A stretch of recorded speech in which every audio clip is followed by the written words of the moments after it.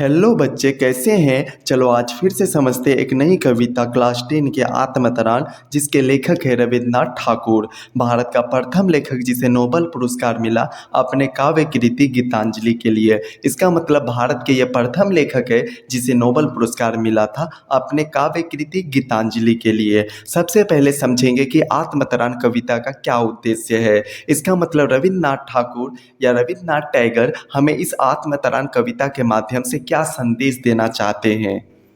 कविता में लेखक खुद अपने बल पर अपने दुखी से मुक्ति पाना चाहते हैं। वो दुखों से मुक्ति नहीं चाहता है, बल्कि दुखों को सहने तथा उनसे उबरने की आत्मशक्ति चाहता है। इस प्रकार कविता हमें प्रेरणा देती है। चलो कविता को समझते हैं। पहले ऊपर के कुछ लाइनों को समझ लेते हैं जो बोला गया है। कविता में जो लेखक है वो खुद अपने बल पर दुख से मुक्ति पाना चाहते हैं। इसका मतलब कवि ईश्वर से सहायता नहीं बल्कि दया चाहते हैं कि अपने बल से दुख पर विजय पाना चाहते हैं। मतलब वह अपने बल की मदद से, वह अपने शक्ति की मदद से उस दुख को दूर करना चाहते हैं। वह ईश्वर से ये नहीं चाहते कि ईश्वर आके उनकी खुद मदद करे और हमें वह दुख से मुक्ति करे। बस वह इतना चाहते कि ईश्वर उन पर दया बनाए रखें। वह दुखों से मुक्ति नहीं चाहते बल्कि दुखों को सहने तथा उनसे उबरने की आत्मशक्ति चाहते हैं। वह ईश्वर से ये कामना नहीं करते कि हमें कभी दुख दे ही ना, बस हमें दुख दे, बस हमें उनसे सहने या उस दुखों को सहने और उससे उबरने की आत्मशक्ति दे, मैं उससे लड़ सकूं। इस प्रकार कविता हमें ये प्रेरणा देता है। आगे कविताओं को पढ़कर और अच्छे से समझते हैं। विपदाओं में मुझे बचाओ यह मेरी प्रार्थना नहीं, केवल इतना हो करुणा में कभी न विपदा में पाऊं भय। पहले इसकी व्याख्या समझ लेते हैं। कवि प्रभु से कहता है, हे प्रभु, मैं आपसे यह प्रार्थना नहीं करता कि आप मुझे संकटों से बचाओ, जैसा कि पहले लाइन में बोला गया है, विपदाओं से मुझे बचाओ यह मेरी प्रार्थना नहीं। हे प्रभु, मुझे संकटों में, जब हमारे ऊपर संकट आए, आप मुझे आकर बचाओ, ये मेरी आपसे प्रार्थना नहीं है। केवल इतना हो करुणा में। हे प्रभु, हे ईश्वर, आप इतनी दया करें कि कभी भी ना विपदा में पाऊं भय, कभी भी विपदाओं को देखकर, संकटों को देखकर मैं डर ना जाऊं। बस इतनी कामना कर। दुख ताप से व्यतीत चित्त को ना दो संतावना नहीं सही, पर इतना हो करुणा में दुख को मैं कर सकूं सदा जय। पहले इसकी व्याख्या को समझ लेते हैं। हे प्रभु, यदि मेरा हृदय दुख और कष्ट से पीड़ित हो तो आप उन दुखों को सहन करने की शक्ति अवश्य देना, उन पर नियंत्रण करने की ताकत जरूर देना। जैसे कि लाइनों में कहा गया है, दुख ताप से व्यथित चित्त को ना तो संतावना नहीं सही।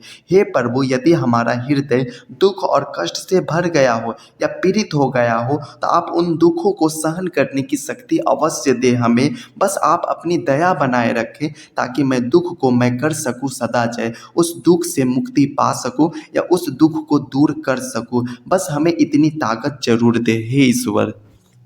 कोई कहीं सहायक न मिले तो अपना बल पौरुष न हिले, हानि उठानी पड़े जगत में लाभ अगर वंचना रहे तो भी मन में ना मानुष है।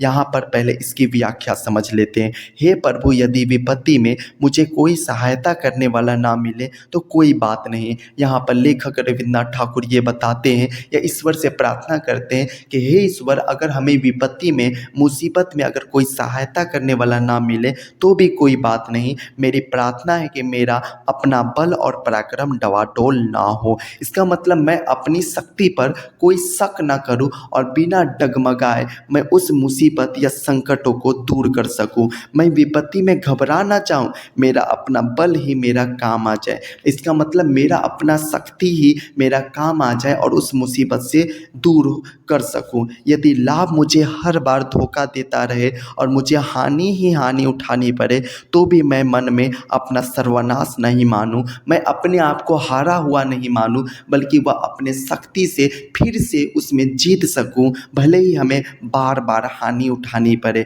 मैं निराश से ना भर जाऊं, मैं निराशा होकर ना बैठ जाऊं। बस ईश्वर मुझ में इतनी दया दे कि मैं उस मुसीबत या संकट या हानि में उभर सकूं, अपने आप को निकल सकूं, मैं उस संकट, हानि या मुसीबत से निकल पाऊं। बस इतनी दया दे।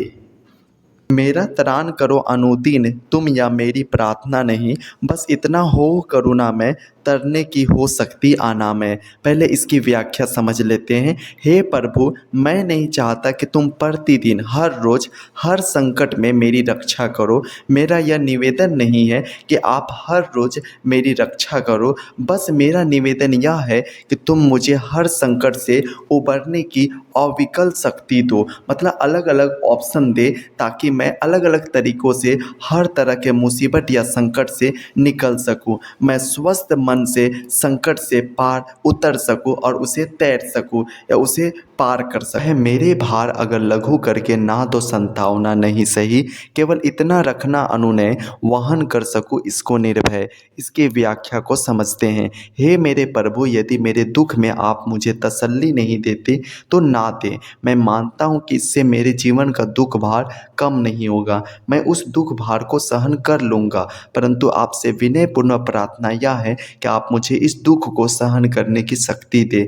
कहीं मैं दुख की इस घड़ी में भयभीत ना हो जाऊं, और इतनी शक्ति अवश्य दे कि इस दुख से डर ना जाऊं। इसमें जैसा कि लाइन में बोला गया है, मेरा भार अगर लघु करके ना दो संतावना नहीं से। मेरा अगर आप संकट या दुख को कम नहीं कर सकते हो, ना करें, लेकिन इतनी शक्ति अवश्य दे कि इस दुख को अच्छे से वहन कर सकूं बिना डरे। है नत सिर होकर सुख के दिन में तव मुख पहचानूं छिन छिन में। दुख रात्रि में करे वंचना मेरी जिस दिन निखिल मही, उस दिन ऐसा हो करुणा मैं तुम पर करूँ नहीं कुछ संशय। अब इसकी व्याख्या को समझते हैं। हे प्रभु, मेरी कामना है, मेरी इच्छा है कि जब मैं सुख में हूँ तब भी मैं आपके सामने सिर झुकाकर हर क्षण आपकी छवि देखूं, हर सुख को आपकी कृपा मानूं। जो भी हमें सुख मिले उसे हमेशा मैं आपकी कृपा मानूं।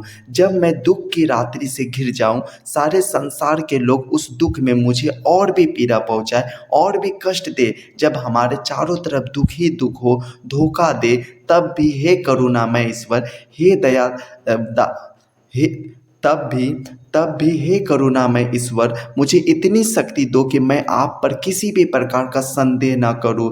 मेरे मन में आपकी प्रति भक्ति भाव हमेशा ही बना रहे। इतनी शक्ति अवश्य दे हे ईश्वर।